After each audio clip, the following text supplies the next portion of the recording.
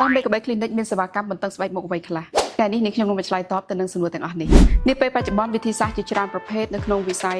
ថែរក្សាសម្ផស្សត្រូវបានប្រើប្រាស់នៅក្នុងការលើកបន្តឹងស្បែកមុខចាមានដូចជាការវះកាត់ការដោតសរសៃអំបោះចាការចាក់និងការប្រើប្រាស់ដោយម៉ាស៊ីនអ៊ុតជាដើមចាចំពោះមេកបៃ clinic យើងគឺយើងជ្រើសរើសយកនៅវិធីសាស្ត្រអ៊ុតបន្តឹងស្បែកមុខដោយម៉ាស៊ីនចាព្រោះថាមានសុវត្ថិភាពខ្ពស់និងគុណភាពខ្ពស់ហើយมันមានការឈឺចាប់ជាពិសេសនោះគឺมันមានស្លាកស្នាមរំខានក្រោយការព្យាបាលឡើយចំពោះបងប្អូនដែលមានស្នាមជ្រីវជ្រួញចានៅលើបរិវេណមុខយើងដូចជាកតុយភ្នែកឬក៏ស្បែកមុខធូររលោងមិនស្អាតស្រអាប់មើលទៅមិនហាប់ណែនមិនភ្លឺថ្លាគឺយើងអាចធ្វើជាមួយនឹងសេវាកម្ម Thermal FLX Pro បានធីរ៉ាពីគឺស័ក្តិសមបំផុតចំពោះបងប្អូនដែលមានទម្រង់មុខរាងសាច់ចាថ្ពាល់រាងធំមានបួរក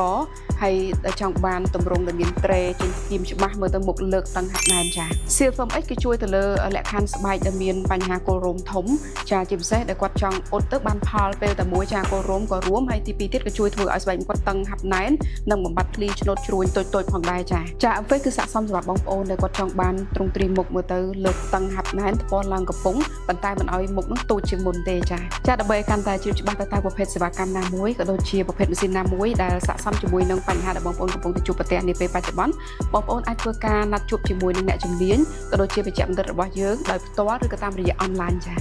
Megabell Clinic Cambodia